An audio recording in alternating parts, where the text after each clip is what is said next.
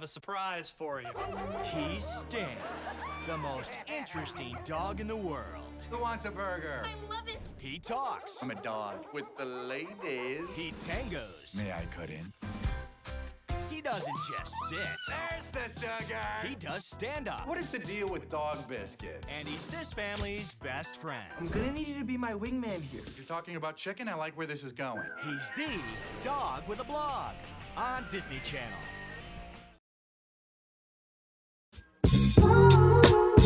I said, baby, I'm a dog, I'm a mutt. Dog with a Blog was a family sitcom on Disney Channel. It was about a dog blogging about all the things that go on in his family. As some of you may know, I don't care for this show. If we're given shows like Best Friends Whenever, Dog with a Blog, fucking Girl Meets World another season, the bar can't be that high. But it's not as bad as people made it out to be. Like, if I had a choice between Just Roll With It or fucking Dog with a Blog, I'm gonna watch Just Roll With It. I didn't like the premise and I never thought it was funny or interesting. It was just another filler annoying Disney show. It even turned into a weird tribalism thing, thinking that I had better taste because I was watching Good Luck Charlie, which is dumb as hell. I mean, you can like both shows. I've seen some of you guys recommend this show, and some of y'all even said that you liked it. I've been doing these videos for a while now, and I've been pleasantly surprised by some of the shows I've covered. I didn't really care for Super Ninjas and I Didn't Do It originally, but those were some of the shows that surprised me. Super Ninjas was a fun watch, and I really enjoyed I Didn't Do It, so I'm going into this with a cautious yet optimistic mindset.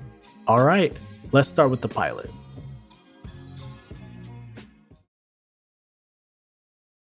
Today's video is brought to you by Manta Sleep. I don't know about y'all, but one of the most frustrating things for me is when I'm trying to sleep but can't. Luckily, Manta Sleeps has a solution for you. It's legit the best sleep mask you can get. It's made with high quality soft fabric. It has eye cups to enhance comfort that also provides you with complete darkness. And I mean total blackout. With an adjustable strap for all sleepers to give you the most comfortable sleep experience. I've been using the Pro Sleep Mask, and not only is it comfy, like legit, it's very soothing to wear, but I've also been falling asleep faster, which has been great.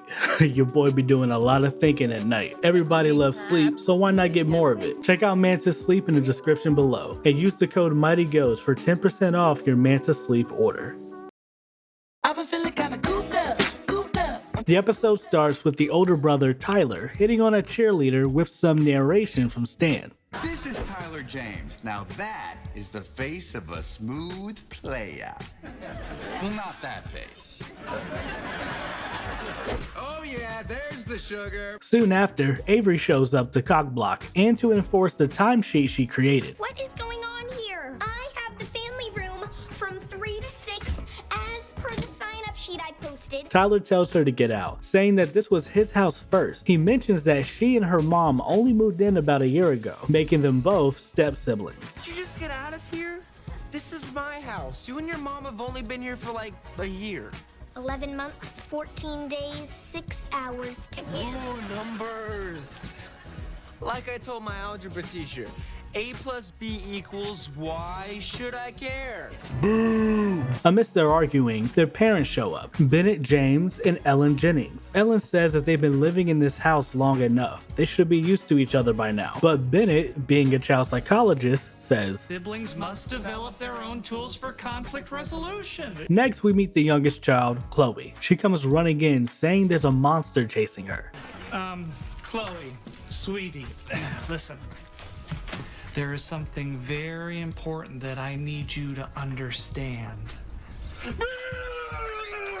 Crazy how one of the first things we see him do as a child psychologist is to scare his own daughter. But luckily, he has a plan to bring the kids together. Bennett decides to get them a dog. Hey, look, it's me. I'm the dog. There's the sugar. What the hell does that mean? I let the first one slide thinking it was like a one-off, but nah, like, is this supposed to be his catchphrase? The kids are excited to have a dog, but Ellen isn't feeling it. Not only because she's a cat person, but she also feels that the kids aren't ready for a dog. Bennett says this is all according to plan, based on one of the chapters of his book, believing that getting a dog will encourage them to work together. Fetch. Yeah, it's cute until she chases a car. Nah, she low-key got a point. Mess around, she finna end up like Brian Griffin. Later that night, we find out that this is all being told from Stan's perspective on the computer as part of his blog. And that's the story of how the kids found out I could talk. No, wait, I didn't get to that part of my blog yet. So this dog can talk, read, and write? We sure this is a real dog and not some alien or horrid abomination? I couldn't bear to lose you, buddy. Also, the face mouth animation they got for him, jarring as fuck. Like, it gave me a little jump scare, not gonna hold you. Next, we have the theme song, and it sucks. It's essentially just a slideshow with an instrumental. It's gonna be a no for me, dog. Keep it up, though. The next day, Ellen walks in on Stan in a chair, suspecting him of eating her sandwich. There was a turkey sandwich right here on this plate. Now it's gone. Kind of ballsy of him to do something like this after his first night there. Are you talking to the dog? He ate my sandwich, and there's $5 missing from my purse. Is that a new collar? Where'd you get that collar? They play it for laughs, but homie could have actually done that. If he can type out words, he can open a purse. I wouldn't be surprised if he had a bank account in your name. Avery tells Stan how frustrated she is about Tyler not abiding by the living room schedule. Avery needs to use it for one of her club meetings, but Tyler wants to bring over cheerleaders. Stan is barely listening, only really focused on the food she's preparing. He's so excited, he's debating on whether or not he should talk just to tell her how bad he wants the food. Man, I wish I could just ask for the food, but me talking, no, that doesn't always go so well. Don't take me away! Oh shit. I'm not crazy! My dog can really talk! So this isn't his first family or the first time he's spoken to humans? I thought this was all the first for him. So exactly how many families has he been a part of? And how many humans has he spoken to? Questions for later. Soon after, Tyler walks in, doubling down on not canceling his plans. While this is happening, Stan is trying his best to keep his cool, but his excitement gets the best of him and he slips up. Give me this stinking food! I'm drooling a pool over here! Whoa! The kids are stunned in disbelief that Stan can talk, but soon get over it, reassuring him that 1, they won't turn him in to be experimented on, and 2, they still love him and want him to be their dog. They move past him being a talking dog hella fast. Like, I know they were stuck for like, what, a few hours, but still, all it took was one backstory for you to be on board? Nah, that's not enough for me. Because what's this about you being experimented on? Are niggas looking for you? Are you a wanted dog? Also, they do a close-up on Stan and my god, nigga, ew. Fuck, you look like that! Just back up for me and put your eyes down. Like, I've seen better animation from a tick commercial. Hello, Father. Please take some mosquitoes. Really, Father? The kids agree to keep his secret and to not tell their parents. But this is quickly put in jeopardy the moment Chloe walks in while Stan is talking and immediately goes to tell the parents. But thankfully, they don't believe her. He said, let's get snout deep in kibble. Chloe, it is not okay to lie. Now go to your room. There's a pony waiting for you. Now she'll associate lying with disappointment. Honey, I love you. I respect you. I ask you this only as a supportive wife. Did you get your PhD online? We meet back up with him in Avery's room, relieved that no one believed Chloe. Avery said that she couldn't bear to lose Stan so soon. Tyler hears this and decides to use it to his advantage, saying that if he doesn't get the living room, he's gonna tell his dad that Stan can talk. I get the family room tonight for my cheerleaders, or I tell Dad Stan can talk and Chloe's not a wacko. Where's my pony? Bruh, you just told Stan that you'll keep his secret, and now you finna sell him out for some cheerleaders? Wouldn't tell Dad Stan can talk.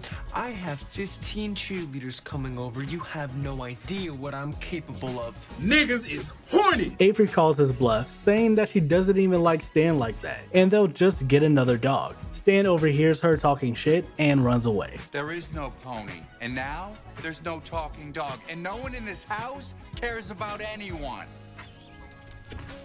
In cartoons, talking animals are happy. Chloe tells Tyler and Avery that Stan is gone. Avery blames Tyler, saying that she would have never said what she said if he wasn't being a dick. I've lived in this house for a year now, and you've done nothing to act like a brother to me. And now you've driven away the one thing that I cared about most. I know this is supposed to be an emotional moment, and it does it well, but why does she fall on the bed like that?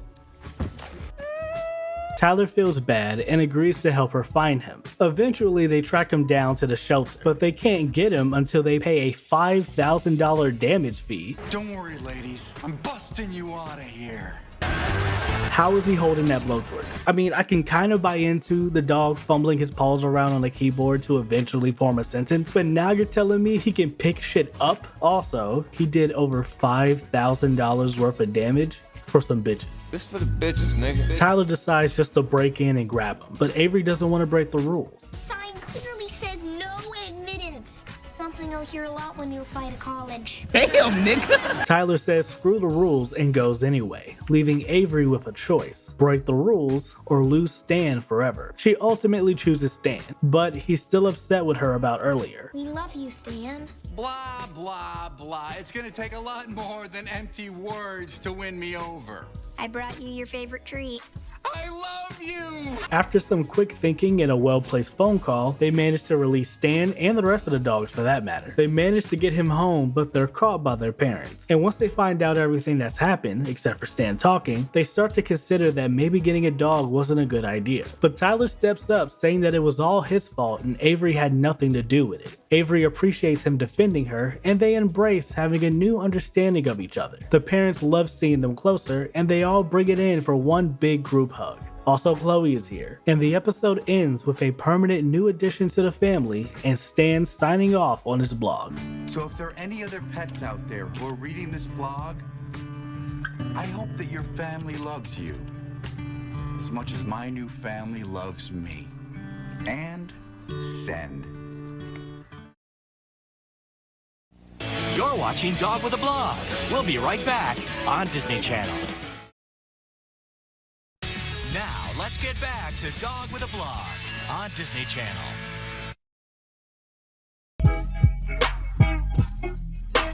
And that was Dog with a Blog, the pilot. It wasn't bad, but yeah, I didn't really like it. I'm not feeling it. It was surprisingly kind of boring. Besides introducing us to Stan and the family, everything else just felt like filler. It was like stuff was happening, but also nothing was happening, if that makes sense. Yeah, I don't know. It was just kind of meh. But as for the show as a whole, I kind of rock with it. There were more things I liked about the show than I thought I would. But I still have my issues with it. Starting with the good, this show gets funnier throughout the season. It's the typical silliness you get in a Disney Channel show, but it has its own obscure sense of comedy. Now my sheep is on the lamb. She's AWOL.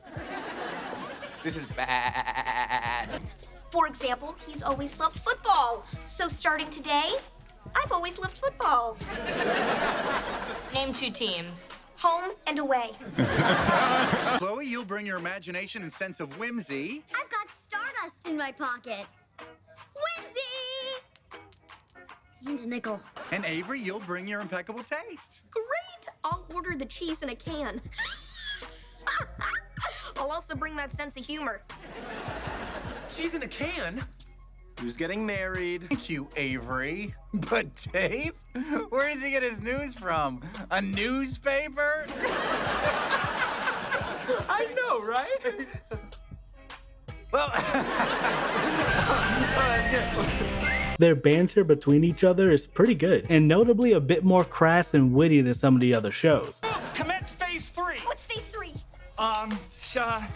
I eliminate all of you to cover my tracks. Okay, maybe the website I got this from was a little hardcore. I'm gonna call the pet store and see if they have any advice for how to handle her. The bird or mom? I'll take either one. But we have to get rid of this bird. Why? Because it's keeping us up all night, Raggedy Ann. If I just spend the weekend hanging out with my friends instead of my family, I mean, no offense, it's just that I like my friends. Very disappointed in you. Very disappointed. Is everybody done? Everybody but you. Why do people think I'm not fun? Maybe the ties are giving the wrong message. No, 12-year-old investment bankers coming through loud and clear. Some of us still care about Stan. I still care about Stan. You were about to sell him out for some stupid blow dryer. If blow dryers are stupid, I don't want to be smart. Mission accomplished!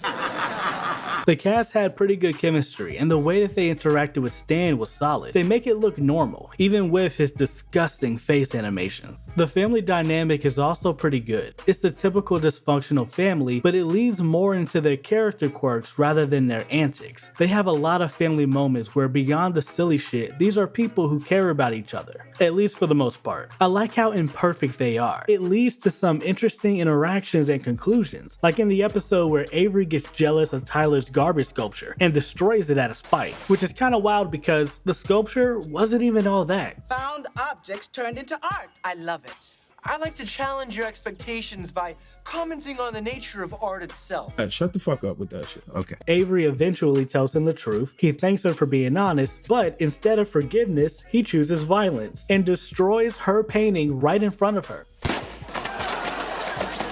Someone ruined your painting. Honestly, I wasn't expecting that. I'm kind of glad they didn't give us the usual conclusion. Homie got even, which eventually led to Bennett sitting them down to discuss the value of family, even sharing some perspective using his own relationship with his brother. My brother and I, we haven't spoken in 4 years. And that breaks my heart. You can't let that happen. You two need each other more than you think you do. Your sculpture and your painting, it can't be fixed. This can. In the Halloween special, Stan dresses up like a robot, don't ask, and he gets a chance to finally talk to Bennett and Ellen one-on-one. It's a pretty dope moment. He finds out why Bennett chose him specifically and why Ellen doesn't like dogs. What was it about this dog that made you pick him? I mean, you must have had a lot of choices. Well, when I was at the shelter, I just thought about my kids. But I knew the real challenge was going to be finding a dog that Avery could connect with. And when I looked into Stan's eyes, I could just see this intelligence behind them that the other dogs just didn't have. And I knew Avery and Stan were going to be best friends. Along with my sister, my parents weren't around that much, and I had no friends. And then one day this dog followed me home from school. I named him Rascal, and he became my best friend. The only one I could talk to. When I'd sit on the couch, he'd put his head on my lap, and suddenly I didn't feel alone. And then one day, he just ran away. And I was alone again. I've never liked dogs since then. I thought it was kind of clever of them using Halloween as a way for Stan to talk to everybody. Though it is weird how vulnerable everyone seemed to be around this robot nobody knows. Like, why you trauma dumping with some random nigga at a party? One of my favorite moments was when Avery was going through a breakup. You see, she and her mom are close, but not vulnerable close. You know what I mean? They don't often talk about their emotions and how they're feeling. In fact, Ellen refers to Avery as her brave little soldier purely because she thinks that Avery always has it together. All the while, Avery is only like this because she has no one to talk to, which low-key hits harder when you remember that before this, it was only just her and Ellen. As she's working through the breakup on her own, by writing poetry of all things. His name was Dustin. I wasn't nonplussed in fact.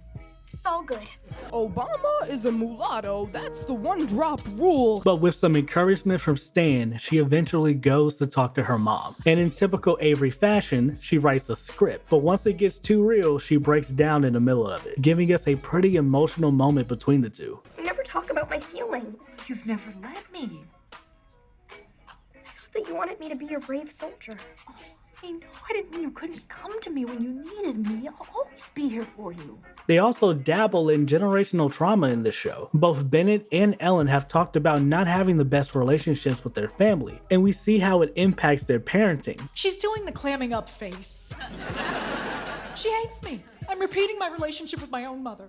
I'm glad this show wasn't afraid to have these vulnerable and relatable moments. Also, something I thought that was kind of interesting. We never hear anything about their first families. Both Chloe and Tyler have their birth mom, which is never mentioned, and Avery doesn't talk about her birth father either. And though I would have loved an episode breaking that down, I don't really mind that they didn't because of how well they operate as a family on their own. If anything, it just indicates exactly just how content they are with their family and current lives. I also like how they didn't overly rely on the gimmick. After a few episodes, Stan talking just felt normal. With that said, some of my least favorite episodes are when the main focus is Stan talking and keeping it secret. This is one of the more tamer shows I've seen, which checks out, it's a family-based show. That said, there's still a lot of bullshit and shenanigans going on throughout the show. Hell, in the third episode, a pig gives birth in their car. I think he just had babies. Big furry Speaking of bullshit, so I've already referenced and talked about the peanut butter scene in other videos, but that's not the only time they say and do some weird shit. Yeah! Drop it on my face, you filthy baby! What the fuck? It's very important. You can see each other's pictures and then make clever comments on them. Love your feet! Exclaim. And about this basting thing, tell me more about the meaty juices. Oh, and talk real slow. That's weird. I spent a lot of my time figuring out how not to go to school. Though I wouldn't mind if it was to learn French foot fighting, because that sounds awesome. Our new motto is what the troop leader said. There are no muffin bottoms, we are all muffin tops. What the fuck did you just say? Alright, now the bad. Yes, I said this show was pretty funny, but it had its fair share of bad jokes and punchlines. I want him to sign my copy of his book. If I can succeed, so can you, but probably not as much as me. If I've learned anything from Tom Fairbanks, it's that you never stop. Unless you come to a red light or a stop sign. It's all in his driving manual. If I can drive, so can you, but probably not as much as me. You know what our problem was? I've been cooking by taste, and it turns out my taster's off. So this time I just followed the recipe exactly, instead of riffing on it like a jazz artist. Bibbidi-bobbas-bop-bop-bop! Paprika!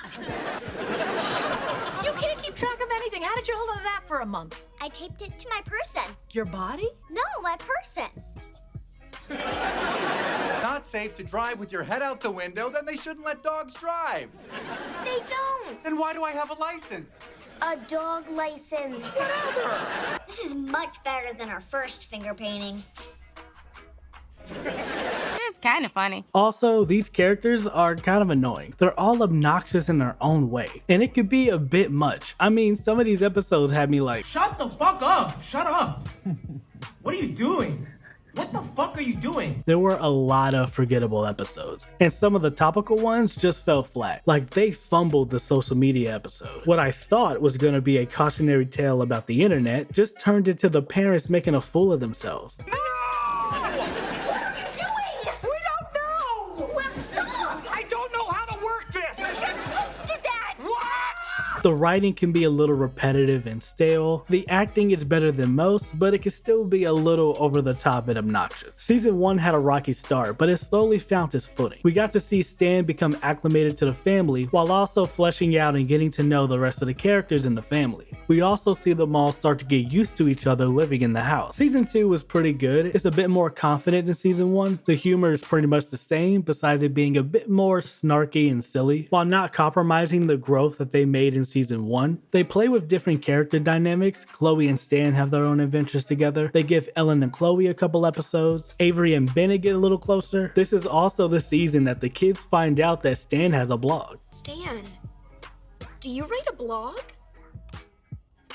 I didn't think they would ever find out about the blog, so this was kind of surprising. I thought it was going to be something that only the audience knew about. They were actually pretty annoyed about it. They didn't like the idea of part of their lives being on the internet, which is valid. Not only is it admittedly kind of weird for your dog, of all things, to be writing about your life, but also I'm surprised no one has ever walked up to them like, hey, I read a blog yesterday and it sounded very similar to your family. But then we get to Season 3. Alright, the first half of Season 3 was okay, but then we meet Princess, then there's a wedding, and all of a sudden there's talking puppies. And I'm not saying that these things were bad on their own, but the way that they were all executed and introduced just seemed very half-assed and lazily put together. But that was nothing compared to what happens next. I gotta talk about the season finale. For starters, the parents finally find out Stan can talk. Not now, Stan. We're having a problem with the piano. I mean, hey, It's going to fall on you! Get out of the way! They also do a callback from the first time he spoke to the kids. They were initially worried that now that they know, they would take Stan away, but they reassure them that after seeing how much they love him, they could never do that. Excited that the whole family now knows his secret, he goes to tell Carl, but unfortunately for him, his dad has finally returned from space. And it's the homie Darren Norris. They got my nigga Cosmo for this? The good news is I've named my nickel Philip. What's the bad news? It's a girl nickel. With the dog off the leash, they are now all under surveillance. They have us on closed circuit TV. Still, A Family with a Talking Dog, that's a good show. Cap. They try their best to break out, but no luck. Colonel Fink walks in believing Stan and his puppies are aliens and are now property of the US Space Command Secret Alien Division. Sad? We used to be, but now we found aliens. The goal is to test, question, and experiment on them to find answers. Also, for some reason, he thinks the family might also be aliens, so they can't leave either. He questions everyone in the family with minimal success. Then, out of nowhere, the army shows up, claiming that they have jurisdiction with the goal of breeding Stan to make talking dog soldiers. And then, not even 30 seconds later, Calloway makes his return. I guess you can call him the main antagonist of the series. He was Stan's original owner who did a bunch of experiments on him. We meet him in season 1 trying to get him back, and we never saw him again until right now. He claims that he has jurisdiction to continue his experiments. Well, I was able to convince the government to fund my talking animal research. Actually, it's a line item in a 1,000-page omnibus bill that no one's read. But I have my funding. And funding for these poop bags with my face on them. With him is a machine that allows him to transfer the abilities to talk from one animal to another. This show's taking a weird turn. That's what I'm...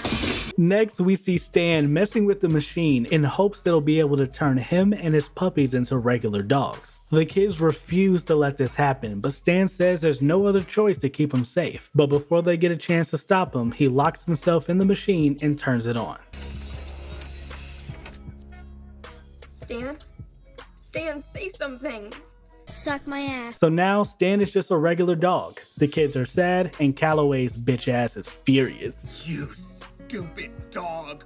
You ruined everything. Get out of here with that nut ass suit. Feeling defeated, they all start to make their way back home until... Did it work, Dada?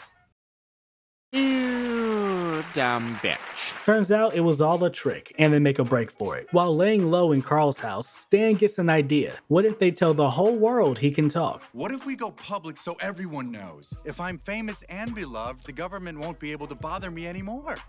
What? That is such a...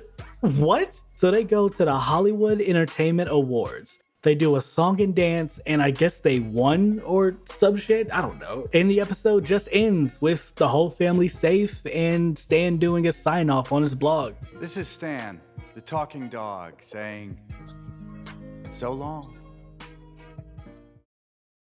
What is this shit?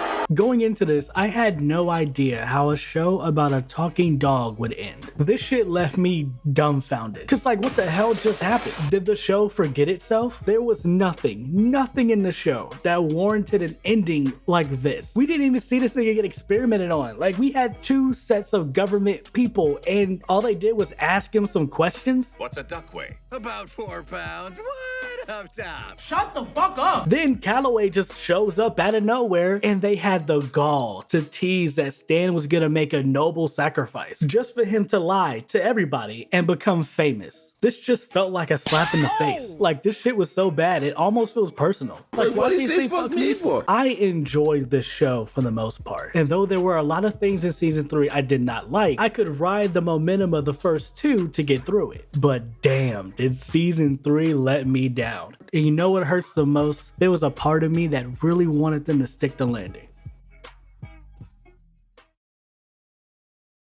Don't go away. We'll be right back with Dog with a Blog on Disney Channel. Hey guys, I'm G. Cornelius from Dog with a Blog, and you're watching Disney Channel. Perfect.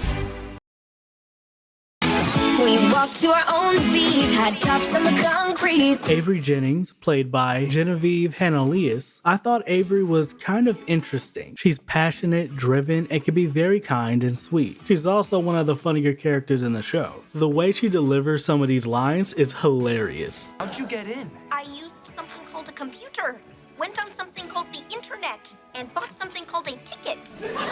I'm buying tickets to the carnival. Oh, didn't you go last night? That's good that he keeps going. It's like when I visited the White House to see where I'll be working someday. Oh, it's you. What's your mother looking for? For youth. I'm prepared to escort any one of you to the dance. It matters not which. I understand you've never asked anyone out before, but have you at least seen it in a movie? My float is gonna be a spaceship based on the Pod People movie. Your theme is out of this project, based on the fact that I really don't want you involved. But on the flip side, she can be arrogant, conceited, and hella selfish, which is kind of funny when you see how insecure she is. Like in the episode where she sung at a commercial for the food truck and all the negative comments were getting to her. Then there was the episode where she started wearing heels because she felt like everybody grew but her. The only one who didn't grow. I feel like I shrunk. Well, only in comparison to all the other kids who look their age. She's dropped her friend Lindsay to become a cheerleader, even though the only reason they wanted her is because she was easy to throw. And she does this again in a later episode, but instead of cheerleading, it's because of a boy. There's also an episode where she starts treating Chloe like crap, out of jealousy with her relationship with Ellen. I'm here. Girls, what's going on? Chloe is being dramatic, probably because she's been hanging out with you too much. Oh shit. Yeah, Avery kinda sucks. She isn't the best friend. There's an episode where she's running for class president, but no one else is running. So she asks her friend Max to do it, so the win feels earned. But once Max starts gaining support, she asks her to step down. And when she refuses, she makes a hit piece on her. And it's very telling how Lindsay was disappointed, but not surprised. It's like she has this weird expectation for people that's just not fair or practical. It is not just her friends. She screwed over the family a few times too. She used Chloe to get close to a boy. She's tricked Tyler into giving up his room when they moved in. I tricked you with a recording I made of an elephant giving birth. Wait, you tricked me? I gave up the good room and I've been potty quiet for nothing? I can't say that she's a bad person, I just think she gets a little overzealous sometimes. Like the episode where she found out that her family didn't think she was fun, and took it personally. So she tries to prove them wrong, but ultimately makes a mess of the situation.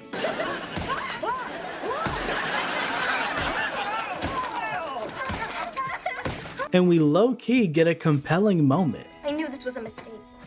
Oh, sweetheart, why'd you do it? Everyone was telling me there was something wrong with me, including you two. No, we never said that there was anything wrong with you. We just wanted you to have fun. No, and I was having fun. My schedules and notes and lists and telling everyone exactly how everything has to be done. That's fun for me. Yeah, I'm sorry. We forgot that. I know I'm not the typical kid, but you guys used to say that was great. Oh, honey, it is great.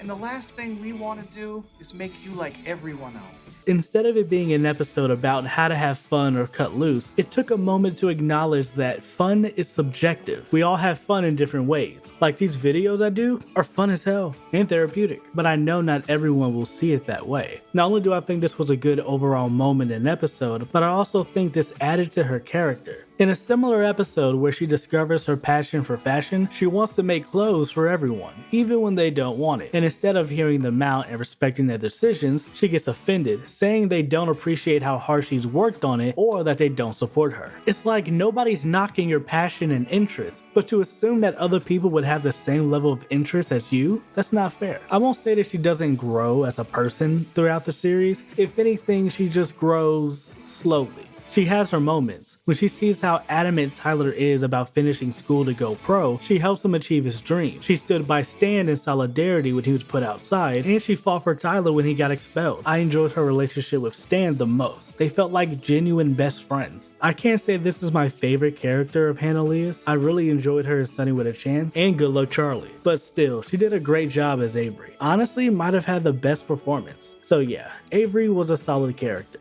Stan the dog, played by Stephen Full from I'm in a Band, and Kuma and Mick respectively. Stan was kind of annoying, mostly in the first half. Homie was just saying shit, and some of it would be funny or helpful, but most of it was just a bunch of unfunny filler one-liners. Just repeat what I say. You just repeat what I say. You just repeat what I say. You just repeat what I say. That's parroting. Oh, that's where that comes from. Man, I've had some pretty crazy haircuts over the years. Cornrows. Is that racist? Oh, good. They got you unfolded. I thought I was gonna have to become a service dog. Stan, you got to accept that we're going to school every day now. You can't be hanging around here so much. What makes you think I'm hanging around so much?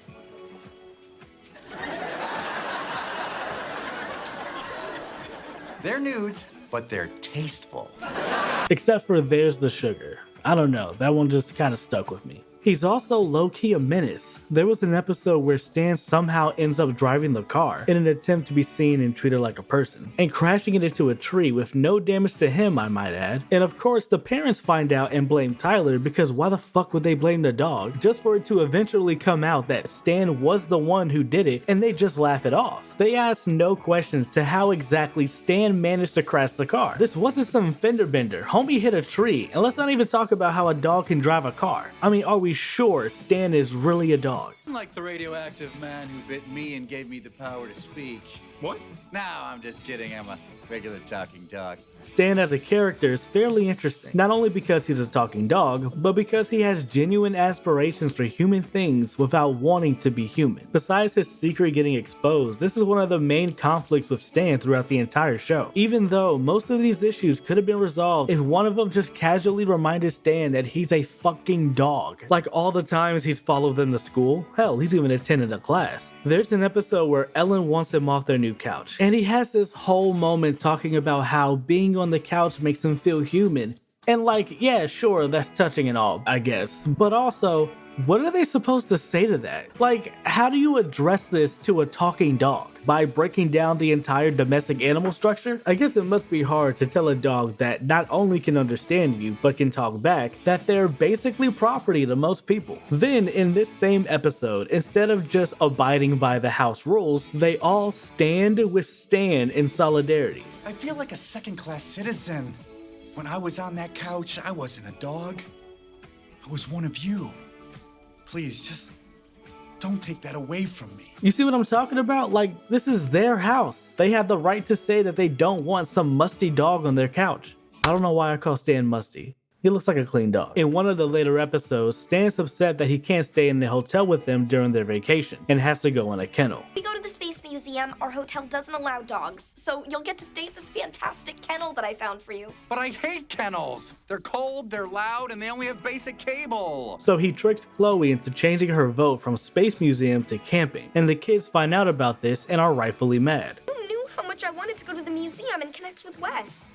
Why would you do that to me? You were gonna put me in a kennel when I said how much I hate that. Why would you do that to me? And again, this is what I mean. Homie forgets that he's a dog. They're the ones in charge. You listen when they say sit and lie down, and you trust them enough to feed you. God forbid they put you in some fancy kennel. Stan, you're not always gonna be able to do everything with us. You have to accept that. I can't believe you don't care how much I wanted to see Wes. Well, you don't care how much I didn't want to go to the kennel. You're just like every other selfish teenage girl who puts her own needs before her friends. Well, you're not a regular friend. You're a dog. That's what I'm... I get that this was supposed to be a tense moment, but it's about time someone said it. That said, I do think it is a little weird how badly he wants to do human stuff, like he hasn't already done a lot. He's driven a car, played video games, he was an actor, a hand model, a foot model, a crime fighter, and a stand-up comic. To deal with dog biscuits. They're not made out of dogs, and they're not biscuits.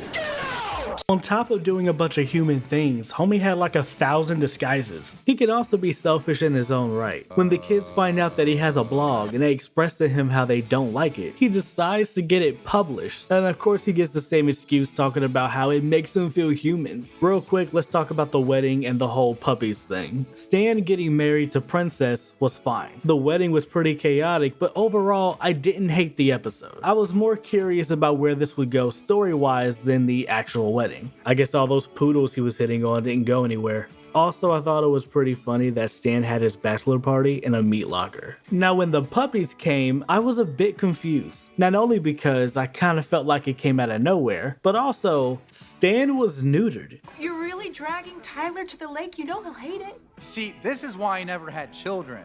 Well, that, and I never had the desire after that weird weekend at the vet. Also, making the puppies talk was not needed. 1, 2, 3, 4, 5. A, B, C, D, E, F. I know I've been kind of dragging Stan a lot, but on the flip side, I like how we see Stan turn from being a smart-ass stray dog into a full-blown family dog in more ways than one. I also like how he was a part of the family and not like a spectacle, if that makes sense. They could have made him the main focus of the show, having every episode be about keeping his secret. Speaking of that, they kind of fumble his secret a lot. There are so many moments where people, especially the parents, should have figured out that Stan can talk. And it's weird because they don't play the parents as stupid. If anything, they're more indifferent. They pretty much let them do whatever until they break something, or something else happens that distracts them from what's going on. Also, Stan's no better. Homie slipped up countless times. He's talked to their grandmother like 8 times. One of my favorite things about the show, and Stan as a character, is what he represents. Throughout the show, all the kids and even the parents go through stuff that they're all not quite equipped to handle, and Stan often acts as a guide or a helping hand in those situations. Stan is a good dog. Tyler James, played by Blake Michael, coming from Lemonade Mouth, seeing him in this kinda gave me whiplash. Thinking to myself, what the fuck happened to Charlie? Nobody likes Tyler. Everybody dogpiles on this nigga every chance they get. No one respects him or takes him seriously. How did Chloe know it was on that card? Tyler told her he's psychic. I knew she was gonna say that. That's preposterous. He can't even read his own mind. Learn nothing, son. It'll be just like the 10th grade. Now that he's with Emily and he's not trying so hard with me, I see how great he is. But he's not great. Trust me. You were right the first time. You're a rock star. I expect great things from you. Girls, watch over him. I don't think he's going very far. Stan understands a lot more than you think. Just like Tyler. I know you're trying to insult me, but I'm very comfortable with how little I understand. I know, son. We've all seen your test scores. And you think I would have the same sympathy for him that I had for Cameron. But nah, I hate him too. You see, Cam was getting dragged for no reason. Homie would just be standing there and niggas would trash his name. But Tyler, he deserves all the smoke. He told a girl Stan could talk just to impress her. He's lied to 2 different girls using Stan as a wingman. He invited the Hawk Tua guy over for dinner. Cool! Ah, you sleep with butterflies. Yeah. In my food truck, I sleep with butter and fries. And he screwed over Avery countless times. They would make a deal to help each other out just for him to back out at the last second. Also, he's dumb as hell. Aw, Stan. Not a care in the world. But not me. I've got to somehow look for a job. Here you go, boy. Lilac and cinnamon. No wonder I think of Nikki when I'm eating churros in Mom's bathroom. Why are you eating churros in Mom's bathroom? I enjoy eating them in the jacuzzi tub. Warning, do not reproduce under penalty of law. It's so scary you're not allowed to have kids after watching it. What would they be like? Can't attend something educational because of school. Is that ironic? No, really, is it? I've never been quite clear on what irony is, which is ironic, maybe. I don't know. So you graduated early, huh? But then again, I guess not, because randomly we find out that Tyler is a math genius, because why not? He kept it a secret because he wanted to maintain his coolness. People find out I'm a math genius, I won't be cool anymore. This coming from the guy who got upset when Darcy, a literal child, said that she didn't like him. That was awesome! It was? Yeah! I love seeing people I don't like get hurt. He's not all bad though. When he's not being a dick, he could be a great older brother. When shit hits the fan, he's pretty good at thinking on his feet. In worst case, he's more than willing to take the fall. And he could be just as determined as Avery. When he decided that he wanted to go pro, he did everything in his power to make it happen. They make fun of him a lot, but whenever he needs help, everyone's there to lend a hand. When Tyler was accused of cheating on his finals, Bennett and Ella stood by him demanding a retest. I also really like his dynamic with Avery. One of my favorite moments of them is when Avery is helping him study. You want to learn, it won't be easy or fun, but your reward is that you'll get to pursue your dream. They hated each other in the beginning of the show, but as the season progresses, you start to see their animosity turn into appreciation. It took a while, and I still think he's very dumb and annoying, but Tyler kinda grew on me. Chloe James, played by Francesca Capaldi. Chloe was kinda just there, I'll be honest. I mean, she was fine as a character, but she just didn't do much. Or rather, she just didn't have much of a presence, which happens sometimes when you're the youngest on the show. Though there was the episode where she made a kick-ass pillow fort. I would have loved this shit as a kid. The most I remember about her is all her side quests with Stan. Those were always pretty fun. She would also do her own thing. She had little personas like Miss Grimace and the detective. The episode where she had to bring a parent to school was pretty funny.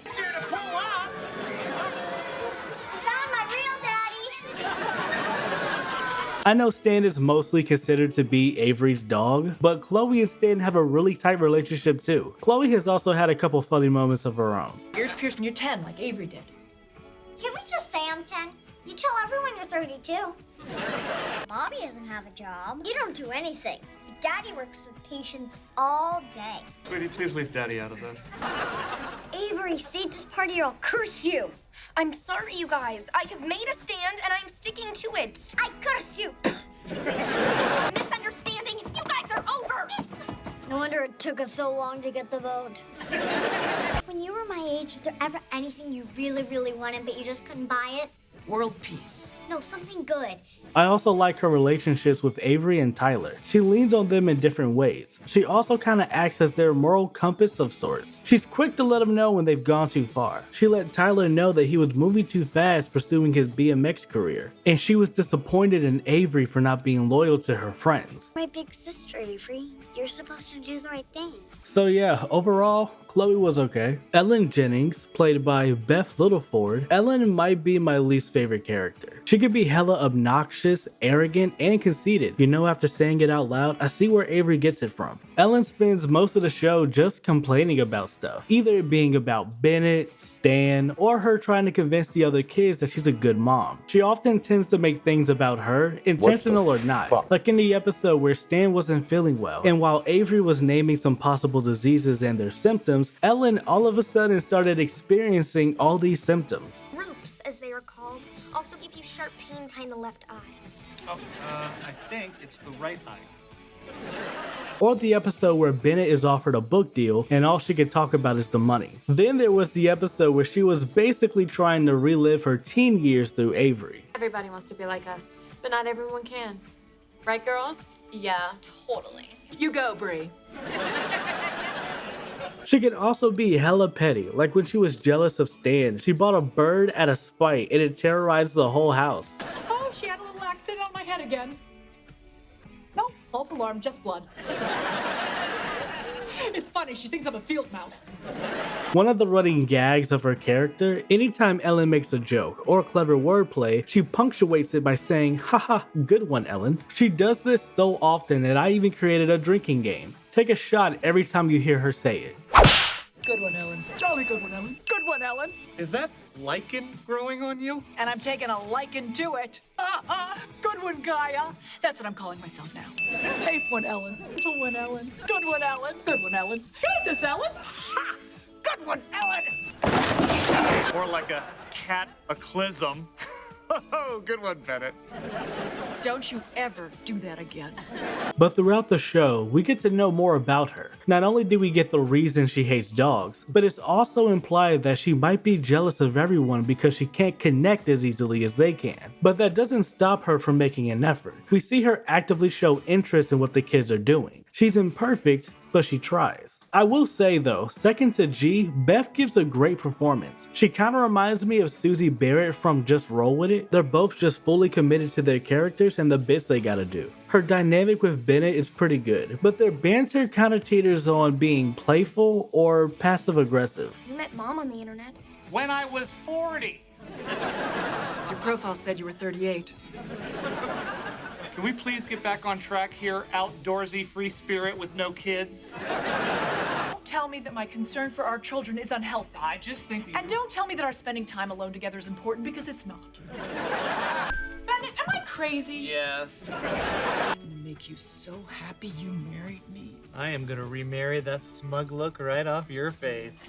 I swear, the bark sounded like someone talking. Have you ever heard of something that sounds like a person, but with no human intelligence behind it? As far as the kids, honestly, I think she works well with all of them. They gave her a bit of a character change in season 3. She's noticeably more silly and stupid, which didn't really help her character in my opinion. So yeah, Ellen's not my favorite, but she was a decent character. Bennett James, played by Reagan Burns. Oh my god, I just realized this is the dude from the Tween Choice Awards. Actually, we don't see it as a battle. It's just an honor to be nominated. Which is something the loser always says. I was surprised by how much I liked Bennett. I liked that we actively saw him use his knowledge of child psychology to help the kids. Based on his book sales, he must be pretty good. He once cured a kid who thought he was a bagel. With all the antics the kids pull, he has his moments of seeing through the bullshit, except when it comes to Stan talking. Even though most of the time we see him in his office, he's playing around with some toys and shit. And similar to Ellen, we see him make an effort in the kids' interests. And from this, we see him work through his own trauma. Avery gets to design a float for the parade and wants to work with Bennett, but due to his own hangups, he avoids her. I thought we could do this together. Oh my gosh, Avery, why didn't you say something? I tried, but you told me how proud you were I was doing it without you. Look, the only reason I didn't want to do this with you is because I didn't want to take over. I didn't want What? to be like my dad. Okay, when I did my float, my dad swooped in and took over. I mean, I got all kinds of praise for it, but I did nothing, hun. And that made me feel horrible. I just wanted to make sure I didn't do the same thing to you. His relationship with the kids were pretty good, but his relationship with Avery specifically was probably my favorite. It would make sense that she would gravitate towards Bennett, seeing how she never had anyone to talk to beforehand. Overall, I really enjoyed Bennett.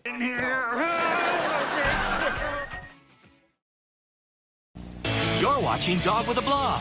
We'll be right back on Disney Channel. Now, let's get back to Dog with a Blog on Disney Channel.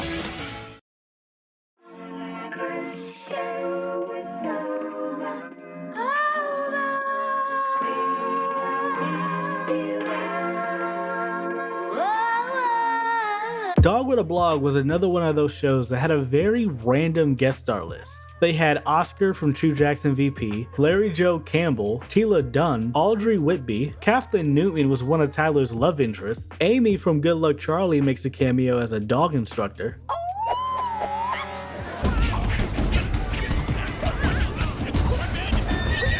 Charles Shaughnessy shows up, Kelly Perry cameos as a new school principal, of course the homie David Norris, and Olivia Holt as Wacky Jackie. You tell me right now what is going on. Is Angry Jackie talking to you? Because she's straight up gray. I'm gonna get her out of here to cool off. It's okay. Everything's gonna be fine. I said on Twitter that this video was either going to be a hit piece or me coming to appreciate something I thought I hated. And I'm glad to say that it's the latter, except for that season 3 finale. I hated that shit. Dog with a Blog wasn't the most popular or the funniest, but it had a lot of heart and its own unique voice. But unfortunately, on September 25th, 2015, Dog with a Blog would be canceled. It was a mix of low ratings and the show hitting over 65 episodes, which was a rule Disney had at the time that would put shows into syndication. On Disney, TV shows usually only last for 3 seasons. When we first started the show, we all totally assumed that the show would only go for 3 seasons because that's really the duration of Disney Channel shows for the most part, unless it's just a runaway hit like Hannah Montana or Wizards of Waverly Place or Good Luck Charlie or something like that, where they're just these super successful Disney shows. Then they might extend it to 4 years or 5 years even. But for Dog with a Blog, you know, we were a moderately successful Disney show, and the average runtime for a show like that is usually 3 years. Though I really enjoy this family, I was surprised it made it to 3 seasons. Like, it was good, but it wasn't that good, you know what I mean? And though I still prefer Good Luck Charlie, I can appreciate Dog with a Blog for what it is. But that's a video for another time. If you haven't seen it, it's currently streaming on Disney+. Dog with a Blog was a show that is overly hated and underestimated. And though it wasn't the best, it was far from the worst, and will go down as one of the more underrated Disney Channel family sitcoms. But hey, you don't have to take my word for it.